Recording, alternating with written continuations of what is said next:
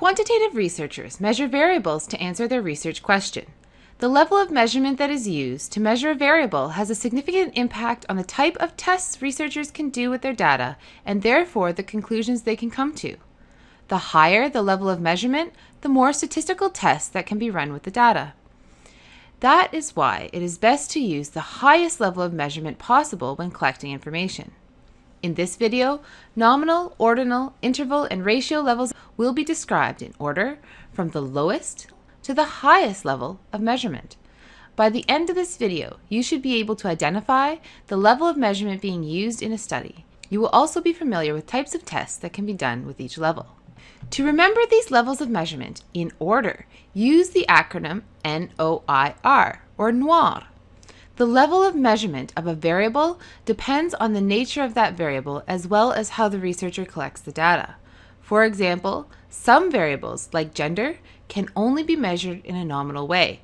Other variables, like household income, can be measured at multiple levels depending on how the question is asked. The nominal level of measurement is the lowest level. Variables in a study are placed into mutually exclusive categories. Each category has a criteria that a variable either has or does not have. There is no natural order to these categories. The categories may be assigned numbers, but the numbers have no meaning because they are simply labels. For example, if we categorize people by hair color, people with brown hair do not have more or less of a characteristic than those with blonde hair. Nominal sounds like name, so it is easy to remember that at a nominal level, you are simply naming categories. Nominal data may be considered dichotomous or categorical. Dichotomous data falls into one of two categories, like male and female or yes and no. Categorical data have more than two possible values, such as marital status or group membership. Sometimes researchers refer to nominal data as categorical or qualitative because it is not numerical. Since nominal data is simply categorical, it allows for the few statistical tests. It makes sense to report the number or percentage of people who are male or female in a particular group. This data is often presented in bar or pie charts. The only measure of central tendency that makes sense with nominal data is the mode. Many other statistical tests just do not make sense for nominal data. For example, since there is no natural way to order nominal data, you cannot find a median or middle number. Likewise, you cannot calculate a mean gender since no numerical value for the data exists. Ordinal data is also considered categorical. The difference between nominal and ordinal data is that the categories have a natural order to them. You can remember that because ordinal sounds like order. Numbers are assigned to categories, but they are arbitrary. They are simply used to establish a ranking, and there is no absolute zero. While there is an order, it is also unknown how much distance is between each category. The intervals between each number are therefore not necessarily equal. Ordinal scales are often used to measure attitudes and perceptions. For example, a survey may ask how satisfied a customer is on a scale from very dissatisfied to very satisfied.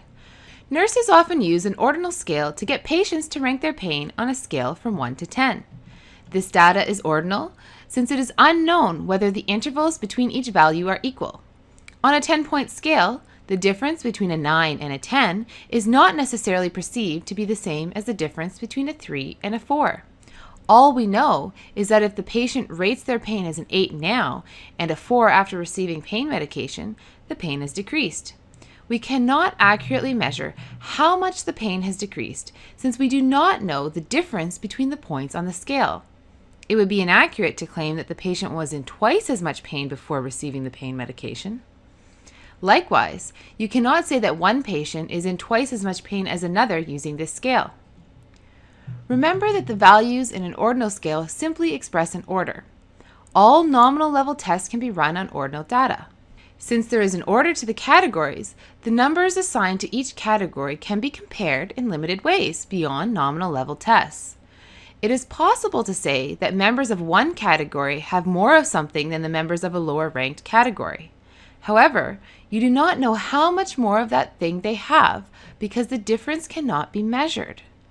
To determine central tendency, the categories can be placed in order, and a median can now be calculated in addition to the mode. Since the distance between each category cannot be measured, the types of statistical tests that can be used on this data are still quite limited. For example, the mean or average of ordinal data cannot be calculated because the difference between the values on the scale is not known. Interval level data is ordered like ordinal data, but the intervals between each value are known and equal. Therefore, the difference between two values is meaningful for interval variables. The 0 point is arbitrary, since a score of 0 does not actually mean that the variable does not exist. 0 simply represents an additional point of measurement. For example, tests in school are interval level measurements of student knowledge. If you scored a 0 on a math test, it does not mean you have no knowledge. Yet, the difference between a 79 and 80 on the test is measurable and equal to the difference between an 80 and an 81. Temperature, if measured in degrees Fahrenheit or Celsius, is another good example of interval measurement. On the Fahrenheit scale, the difference between a temperature of 37 degrees and 38 degrees is the same as the difference between 89 degrees and 90 degrees. The 0 is arbitrary, since a temperature of 0 degrees does not mean that there is no temperature. With interval level scales, there is a direct measurable quantity. In addition, 0 does not represent the absolute lowest value. Instead, it is a point on the scale with numbers both above and below it. If you know that the word interval means space in between, it makes remembering what makes this level of measurement different easy. Interval scales not only tell us about order, but also about the value between items on a scale. Since the distance between points on the scale is measurable and equally split, it is possible to do more statistical tests with the data. The mean, median, and mode can all be calculated with interval data. The standard deviation can also now be calculated. However, the problem with performing statistical tests on interval scales is that they don't have a true 0. Therefore, it is impossible to multiply, divide, or calculate ratios. Ratio measurement is the highest level possible for data. Like interval data, ratio data is ordered with known and measurable intervals between each value. What differentiates it from interval level data is that the 0 is absolute. The 0 occurs naturally and signifies the absence of the characteristic being measured. Remember that ratio ends in an O, therefore there is a 0. Typically, this level of measurement is only possible with physical measurements like height, weight, and length. Any statistical tests can be used with ratio level data as long as it fits with the study question and design. It is possible to compare amounts of the variable and make a claim that one is twice as much as the other. Remember that when working with ratio variables, but not interval variables, you can look at the ratio of two measurements. Remembering the basic differences can help you remember the levels of measurement. Nominal is named, ordinal is ordered, interval has a known interval or difference, ratio has a true 0. To decide what level of measurement a particular variable is at, ask yourself these questions in order. First, is the variable ordered? If not, the variable is nominal. If it is ordered, ask yourself if there are equal distances between values. If not, the variable is ordinal.